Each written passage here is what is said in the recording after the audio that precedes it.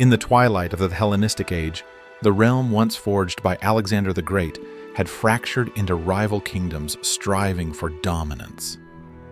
Among these lands, Macedon clung to its legacy, ruled by the Antigonid dynasty that traced its lineage back to Alexander's generals.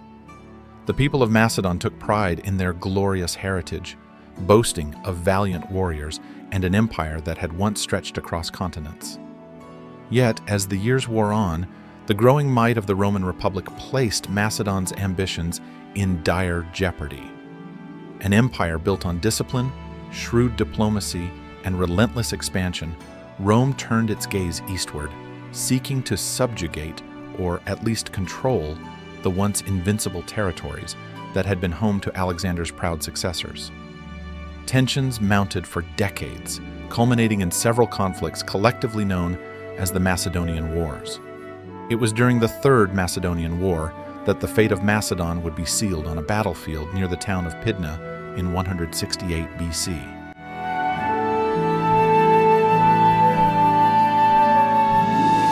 In the years before the war, Macedon was ruled by King Philip V. He had tried and failed to restore Macedonian supremacy, his ambitions ultimately leading to a partial defeat at Roman hands in earlier conflicts. Upon Philip V's death, the throne passed to his son, Perseus. A young yet determined monarch, Perseus recognized that Rome would not be content to share power in the east. He thus undertook diplomatic maneuvers, forging alliances and amassing wealth to fund a stronger army. The Macedonian phalanx, a fearsome tactical formation with 15-foot sarissas, was still the envy of many states. Perseus hoped to use the phalanx and his father's reformed cavalry to protect his borders and reclaim lost prestige. However, Roman envoys never ceased warning Perseus that any expansionism would be considered an act of open hostility against the Republic. Despite official intimidation, Perseus felt that preserving Macedonian independence required bold action, not mere submission to Roman demands.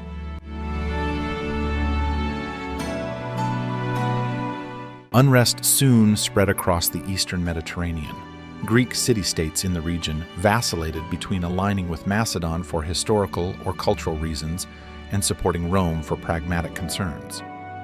Some saw Macedon as their rightful leader against foreign influence, while others saw an alliance with the Roman Republic as a means to curb Macedonian hegemony.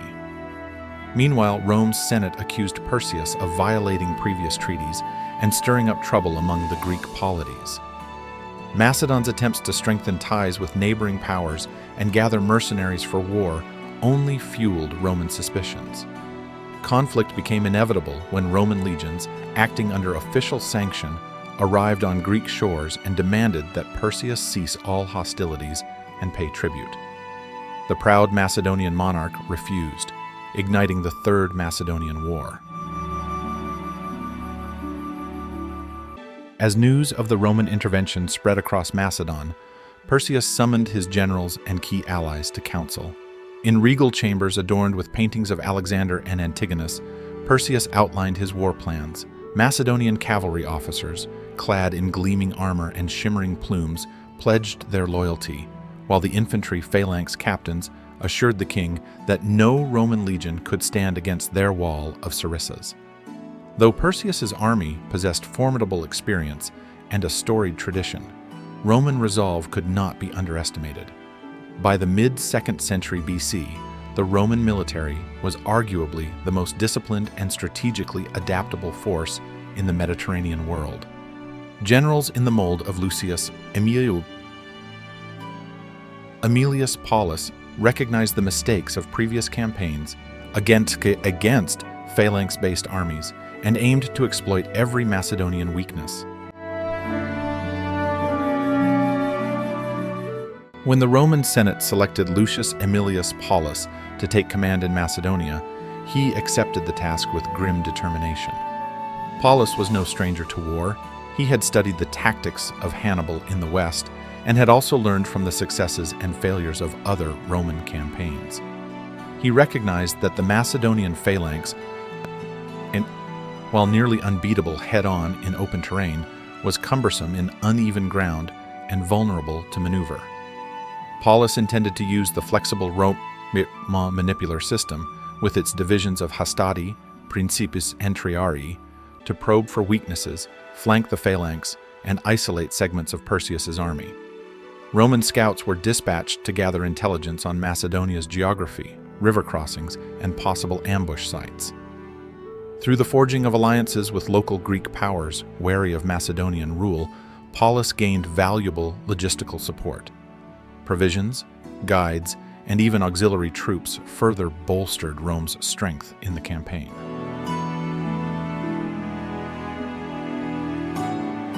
Meanwhile, Perseus used the mountainous Macedonian terrain to his advantage, attempting to block Roman access through narrow passes, forcing them to risk direct confrontation. Several minor skirmishes erupted. In some instances, the Macedonians displayed skill and resolve, pushing back Roman detachments or forcing them to retreat. In others, the Romans ambushed Macedonian supply lines or captured towns loyal to Perseus. Throughout this back-and-forth exchange, each side believed victory possible, though both recognized that a decisive confrontation was inevitable. The tension mounted across the Greek peninsula, with anxious city-states, mercenaries, and even foreign envoys watching closely, knowing that the fate of Hellenistic independence might well be decided by the outcome of this impending war.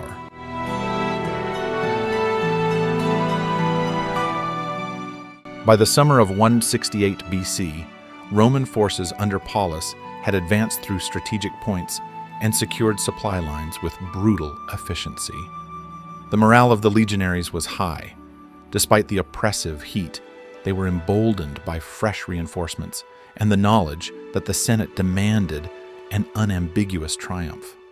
Macedonian troops, for their part, remained confident, having seen the power of their ancestral phalanx in minor clashes. Perseus himself took command on the field, urging his men to remember the glory of their ancestors. From the distance, the grandeur of the Macedonian camp, its banners fluttering in the wind, was a testament to Perseus's resolve not to yield.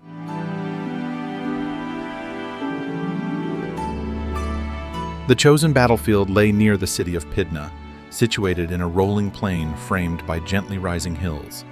Farther away, the mountains provided a formidable backdrop, their slopes covered with scrubland, rocks, and sparse trees.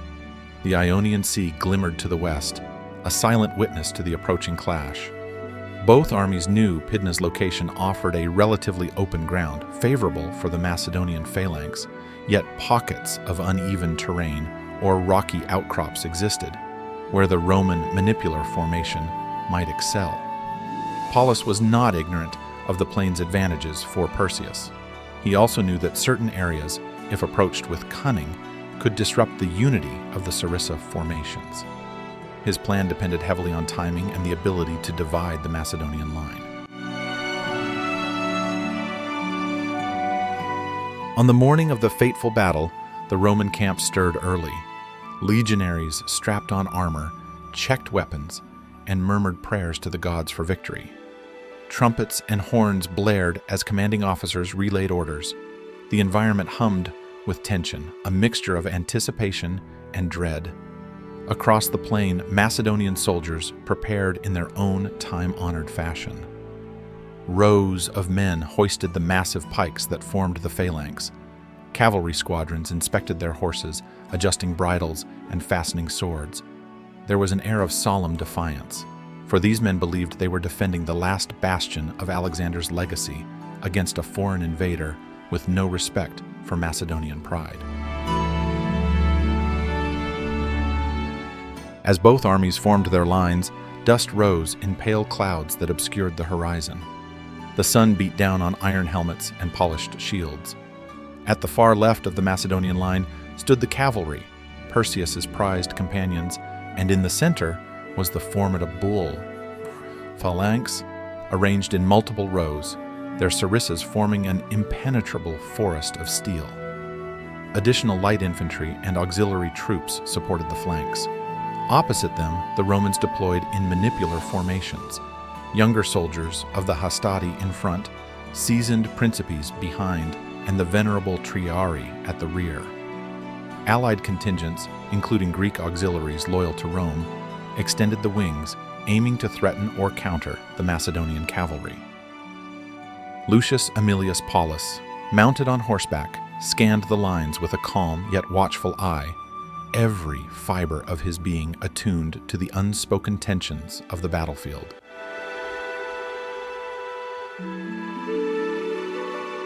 When the horns sounded the opening signals, the Macedonian phalanx advanced. A murmur of awe even passed among the Roman ranks as they witnessed the near-perfect discipline of the advancing wall of pikes. The sarissas, arranged in consecutive ranks, glimmered beneath the scorching sun. The phalanx was known to be nearly impenetrable from the front, and any foe unwise enough to meet it head-on would be skewered by those formidable spears. However, Paullus gave no orders for a reckless frontal assault. Instead, he had his Roman lines advance in measured steps, testing the ground and maintaining formation. Skirmishers on both sides launched volleys of javelins and arrows. Dust spiraled around the combatants as men shouted, and shields clashed. The opening moments were a mixture of advancing lines, the clamor of missile fire, and the adrenaline-laced excitement that hangs over any battlefield.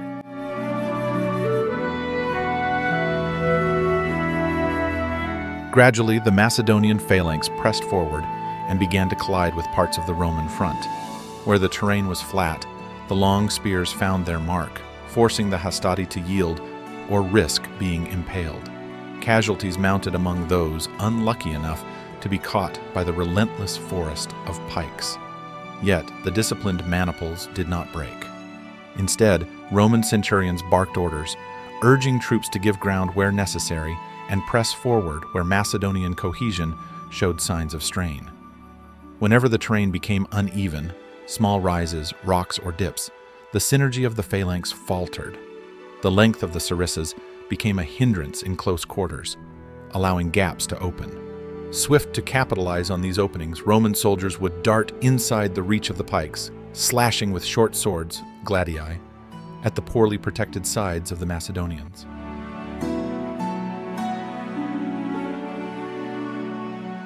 Small pockets of fierce fighting erupted across the field. In areas where the phalanx maintained its tight formation, Romans fell in unsettling numbers. Elsewhere, where the ground was uneven or the Macedonian line was forced to shift and pivot, the Romans gained lethal superiority. King Perseus, stationed with his cavalry, beheld the swirling conflict with hope and apprehension. The Macedonian cavalry initially performed well, harassing Roman flanks and forcing the allied Greek horsemen to retreat. But the Romans held reserves of cavalry of their own, along with light infantry who specialized in countering mounted troops. Moreover, Paullus had chosen the battlefield with cunning. Certain areas were more suited to infantry maneuver than mass cavalry charges. As the fight wore on, Perseus witnessed the Roman lines adjusting fluidly, each maniple supporting its neighbor, effectively preventing a single, decisive blow by Macedon's cavalry.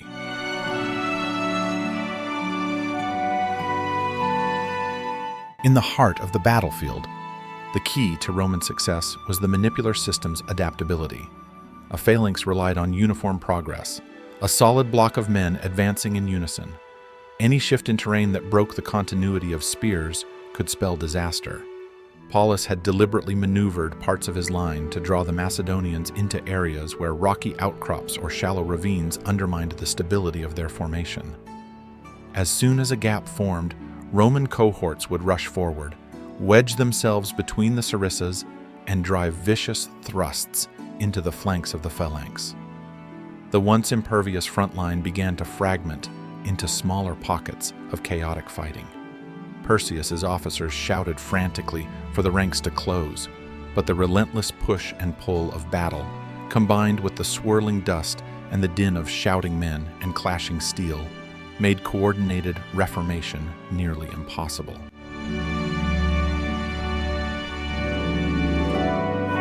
Still, it was not an easy victory for Rome. The Macedonians fought with the courage of a kingdom defending its heritage. Veteran soldiers who had spent years perfecting the use of the sarissa showed no fear in the face of Roman aggression. Time and again, they forced legionaries to step back or lose their lives to the iron tips of pikes. Even so, the momentum slowly shifted in favor of the Romans.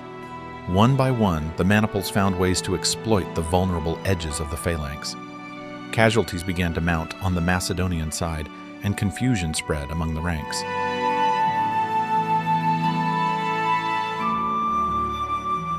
Sensing the tide was turning, Perseus attempted to rally his cavalry on the flank. He hoped a bold charge into the rear of the Roman lines might turn near defeat into renewed hope.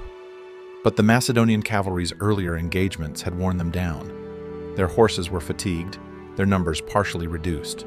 Moreover, a contingent of Roman allied cavalry moved to intercept.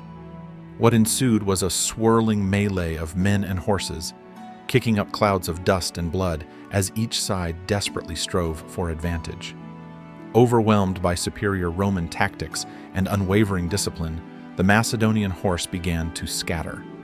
Perseus himself, seeing that the situation had become dire, chose to withdraw rather than risk capture or death. This moment would later be criticized by historians who questioned why the king did not personally lead a desperate last stand.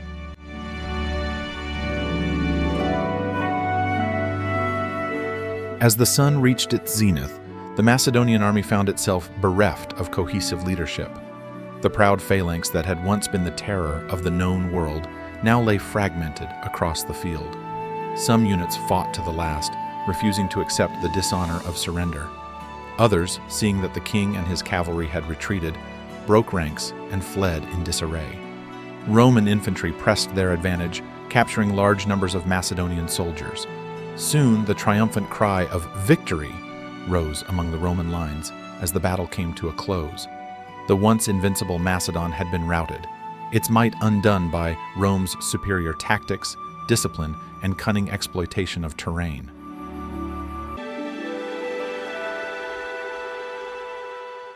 In the aftermath, the fields near Pydna bore somber witness to the cost of war. The ground was strewn with the fallen, Romans and Macedonians alike, while scattered equipment glinted in the harsh sun. Banners bearing the emblems of Macedon lay trampled in the dust. Survivors trudged across the plain in search of wounded comrades or to surrender to Roman detachments. For many of the Macedonian soldiers who found themselves alive, captivity awaited. Their weapons were confiscated, and they would be marched off to an uncertain fate. For Rome, it was a day of triumph, confirmation that its legions had proven themselves the dominant force in the East. Yet, even for the victors, the spoils of war were accompanied by sorrow. Roman legionaries who had lost close friends were left to bury the dead or burn them upon pyres, offering final rites before continuing on. War, as always, demanded a heavy price.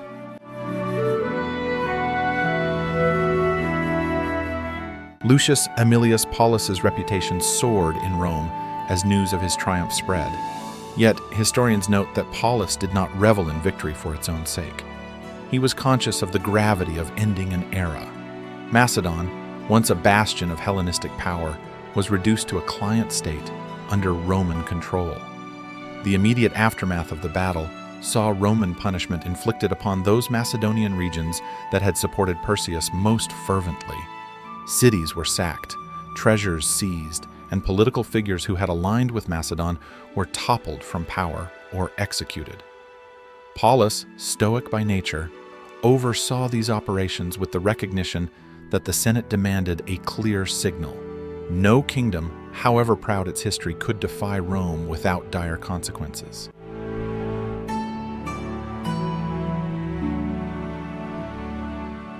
Meanwhile, Perseus's fate was sealed. After fleeing the battlefield, he attempted to seek refuge in various territories. His options were limited. Local rulers feared Roman wrath if they offered the deposed king asylum. Eventually, Perseus was captured, though historians offer slightly different accounts of the manner in which this happened. Some say betrayal by local allies, others claim he was apprehended by Roman patrols. Regardless, he was brought before Paullus and ultimately taken to Rome. There, Perseus met the humiliating spectacle of a Roman triumphal parade.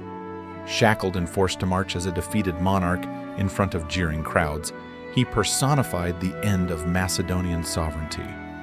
The Senate, ever pragmatic, sentenced him to imprisonment. According to some reports, he spent the remainder of his days in a cell, a living testament to the shift in power from the once mighty Macedon to the ascendancy of Rome.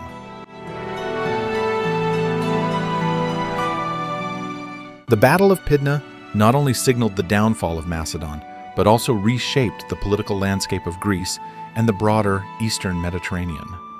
Greek city-states, witnessing how effortlessly Rome had quelled Macedonia, fell more fully under Rome's sphere of influence. Many Greek regions were reorganized or compelled to accept Roman garrisons, limiting their autonomy. Over the years, Roman culture and administration seeped into these areas, sowing the seeds of eventual Roman provincial governance. In many ways, Pydna marked a defining moment that hastened the transformation of Greece into a Roman province, culminating in further annexations in the decades that followed.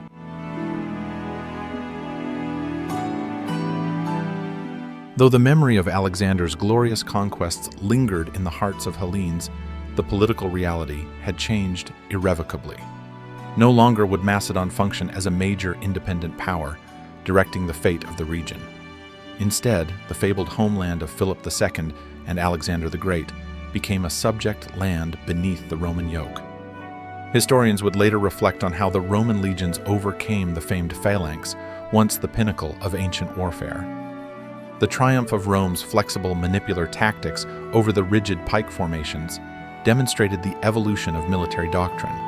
Armies around the Mediterranean recognized that the era of the phalanx as the dominant force was, if not at an end, at least diminished in the face of Rome's innovative approach to battle.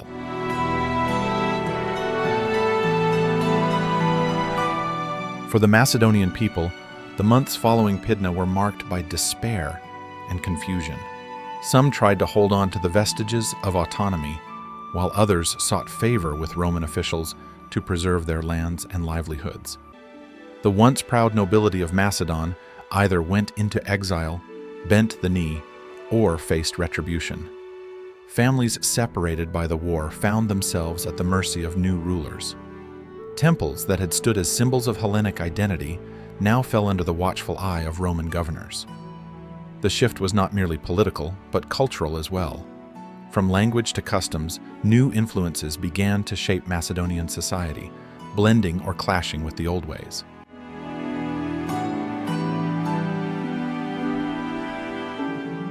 Among the intellectual circles of the Greek world, the fall of Macedon sparked debates on the nature of power, empire, and the ephemeral fortunes of dynasties.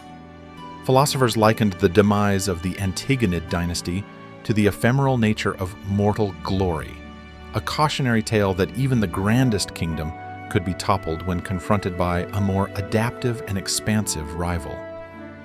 Poets composed elegies for fallen heroes, lamenting the loss of independence and the turning of fortune's wheel.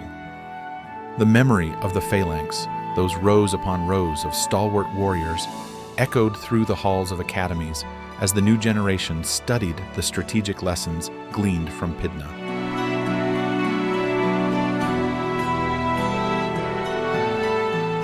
In Rome, the Senate seized upon the victory as further justification for continued expansion. Jubilant festivities marked the triumph of Aemilius Paullus.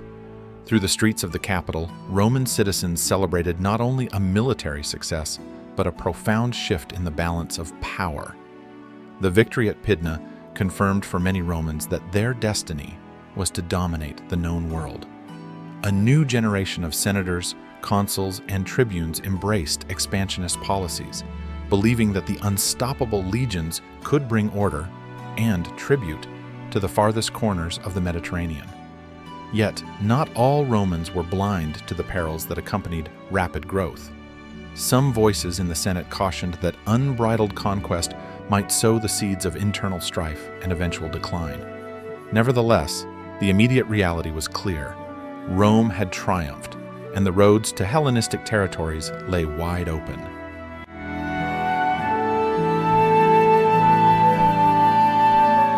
From that day forth, the name Pydna carried weight far beyond the battlefield itself. It served as a reminder of how swiftly the wheel of history can turn, of how even centuries of glorious heritage can be overshadowed by the arrival of a determined new power.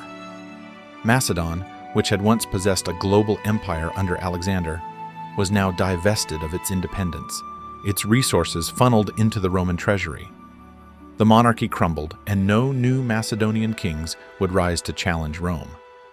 Instead, puppet rulers or Roman governors oversaw the administration of the region.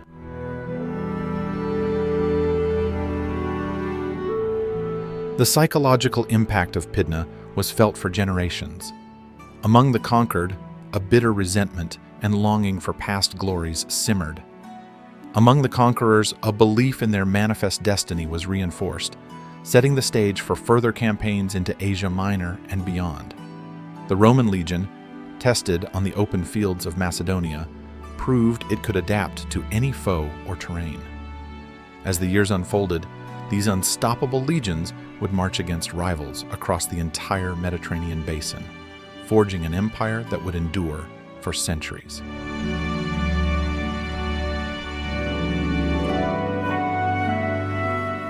For historians, the Battle of Pydna stands not merely as another conflict in the annals of antiquity, but as a pivotal turning point that reoriented power in the ancient world. In the years that followed, Roman historians recounted the battle as an example of Roman valor and perseverance overcoming a seemingly invincible foe. Greek historians, however, often lamented the betrayal of Greek unity and the failures of Macedonian leadership.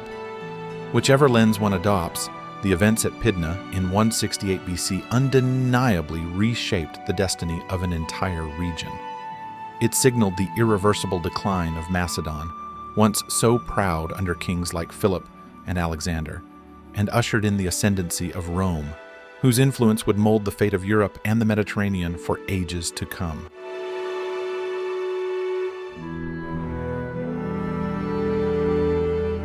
Long after the dust settled and the cries of the wounded faded, the legacy of that day of bloodshed remained.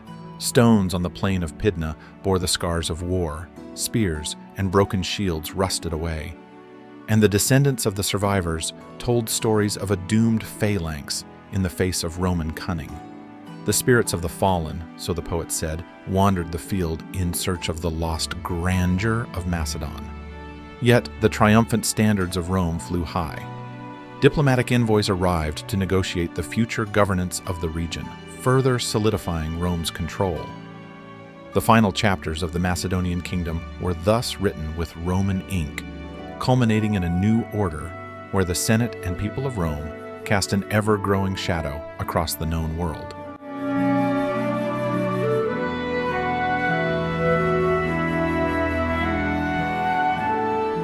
In summation, the Battle of Pydna was not merely a contest of arms. It was the final chord in the symphony of Macedonian glory. When the Roman legion triumphed over the proud phalanx, the era of independent Hellenistic kingdoms gave way to Roman hegemony. Ancient Macedonia, cradle of conquerors, was reduced to a province, its crown taken away, its king paraded in chains. As the dust settled on that fateful day, a new epoch dawned. The unstoppable legions of Rome would stride across the stage of history, and the names of Perseus and Macedon, once so mighty, would fade into the background of a world now dominated by the Roman Republic and, eventually, the Roman Empire.